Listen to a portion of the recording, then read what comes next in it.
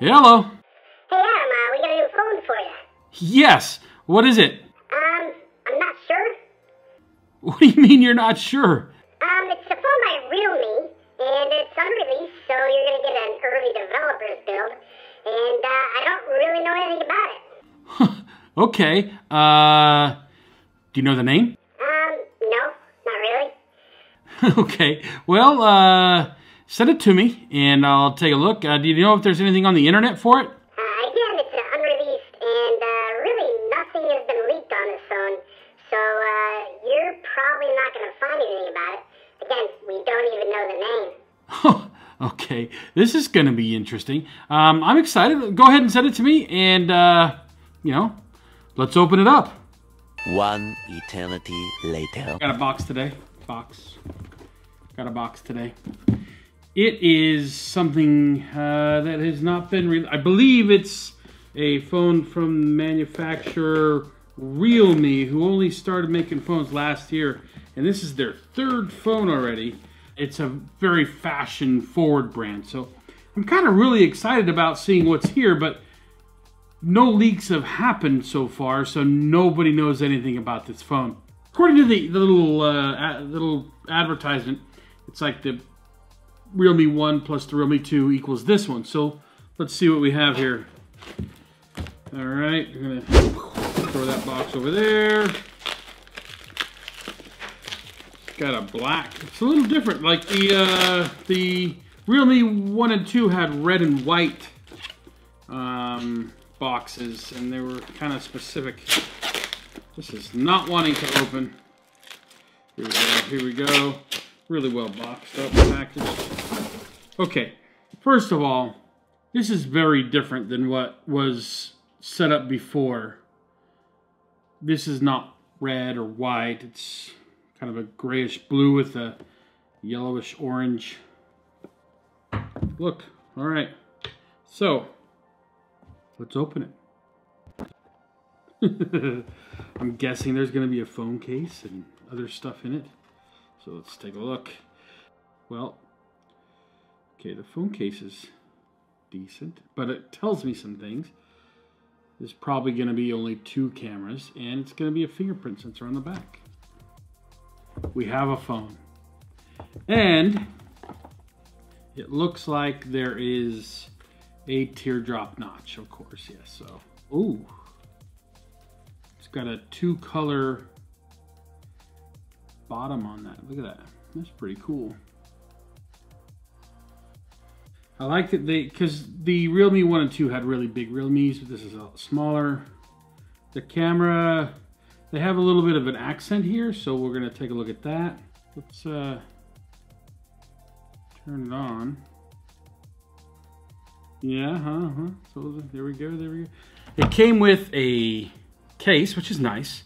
It's actually a pretty decent case. You know, I've noticed like OnePlus and Oppo and even Huawei to some extent, but the cases they're making are quite good, even though it's a rubber TPU case.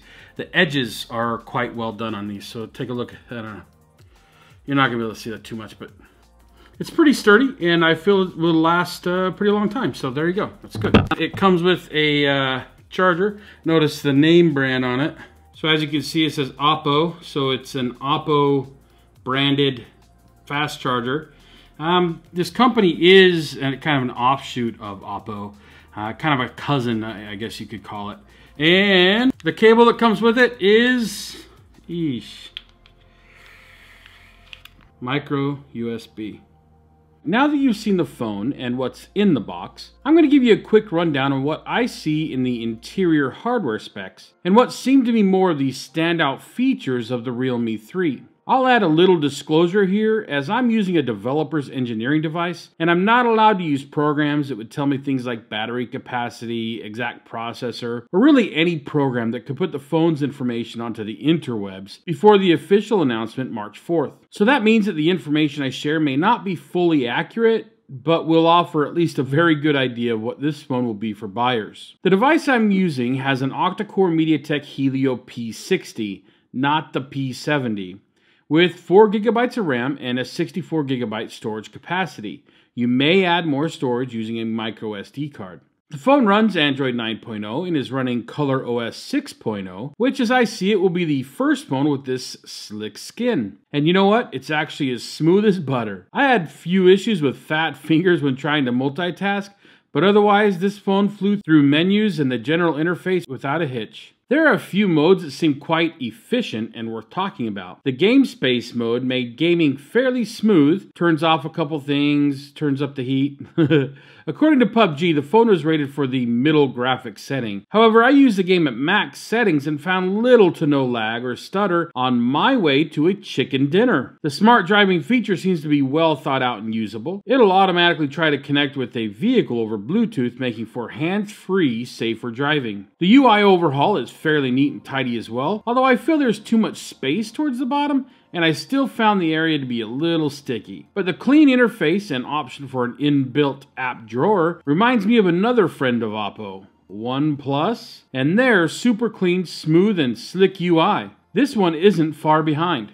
A few other tidbits of information. The screen is just about or slightly larger than 6 inches based on my running a ruler over it. The SIM tray has 3 slots, 2 for micro SIM cards, and another for a mini SD card. I like that using expandable storage doesn't take away the option of dual SIM cards. I couldn't find anywhere to hide the notch, which really I don't mind.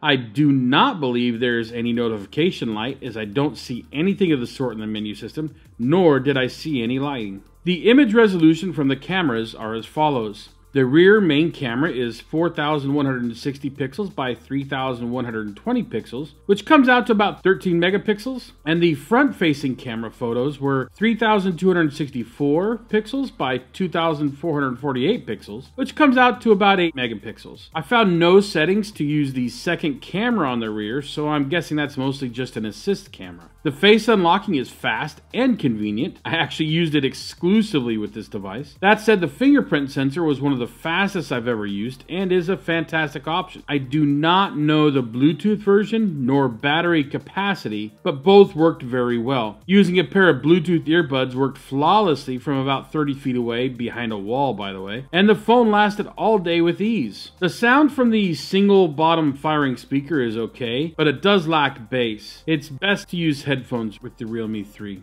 I do not know the screen tech, whether it be LCD or OLED, so we're gonna have to wait till the launch to find this out. That said, the screen is straight up clean and clear with accurate colors and deep blacks. The photos aren't great. In fact, they lack dynamic range in most situations, but there is a mode called Chroma Boost, which is supposed to give you greater dynamic range, adds color detail and stuff like that in the dark areas.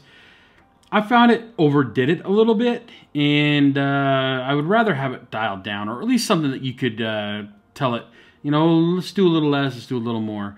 But I do like the idea, and in some circumstances it did work. That said, the photo options are very limited. There's not a whole lot of customization. You can't change frame rates, you can't choose to change resolutions. It's pretty much straight up, you know, you take your photos and that's about it. And there aren't a lot of options. You have Nightscape Photos, which it takes a bunch of photos and puts them together. And it's supposed to work really nice, so I'll show you what that looks like. The Pano and Expert, Time-Lapse, and Slow-Mo. Now with Slow-Mo, you don't get any options at all. It's what it is, and it just doesn't work very well. Time-Lapse, here we go, there's a time-lapse. Expert mode isn't that great because the expert options don't really give you full manual control still.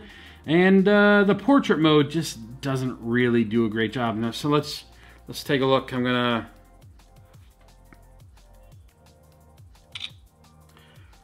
So let's take a look at the picture there. Let's see. Yeah, you know, actually it didn't do so bad like on my face, but it certainly did not blur very accurately around my face. So for those of you who are looking for a low-cost, easy-to-use, smooth phone, don't look any further than this Realme 3. I think you're going to be really happy when you buy it if you want something simple that just works and that doesn't need a whole bunch of configurations to get it to do what you want it to do.